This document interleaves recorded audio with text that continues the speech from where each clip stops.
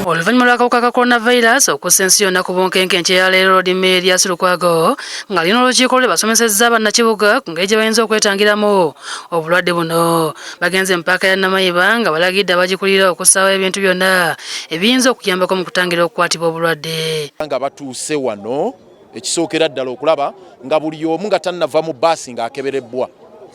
Ekyokubiri nga bamutaddeko bamusanitizinze thermometer nga tumaze okwenshualinga nti weziri wano. Fenga KCCA nga bakulembeze tuleseewo ebimu ku bikozesebwa weewaawo biyinza okuba nga tebimala naye tusebe ne management y'ekifo kino naye etandikire ku bye tuleese. Mu kino Lukwago bakwasirizaako babawadde tanka 3 ez'okubeerangamu amazzi, bokisi ya sabbuuni, masiki saako n'ebirala. Seka Nelson Ngono y'omu ku baddukanya paaka eno ategeeza nga bafubye nga basobola okulaba nga batuukiriza obukwakulizo bonna obwateereddwawo gavumenti.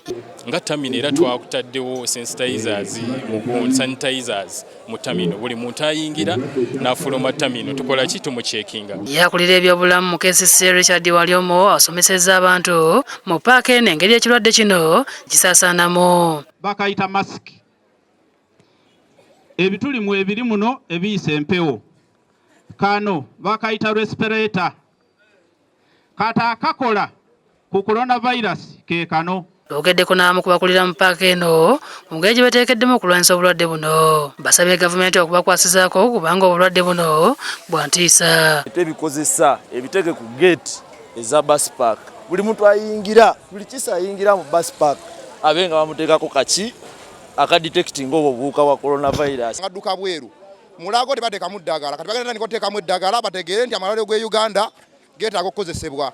Bw'olabira bino nga buli ayingira paaka eno anaaba mu ngalo saako n'okukeberebwa.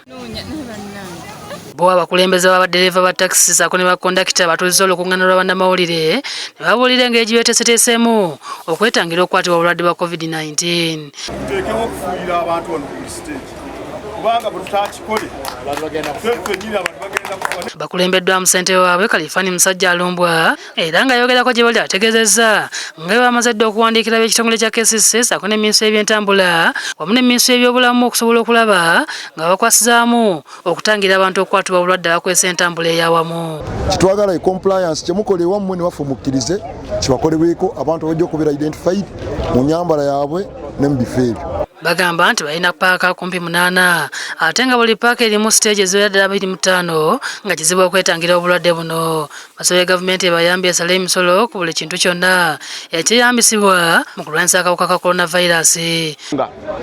Nti senga gavumenti egamba nti wakirimu abatakisi tugenda bawa buli muntu ayingira ng'omala mufuuyira ndowooza tujja kuba abalamu kubanga ojjamu ono n'oyingiza bbe wafuuyidde ng'osimbula mu paaka ate mu kkubo bw'otuuka mu kkubo olina abalala bozzaamu abeeyongeramu ng'oli avudde mu takisi. Shamshadi Nalujja ne William Buyondo be bakusakidde eggulire lino ku Lwabukedde TV.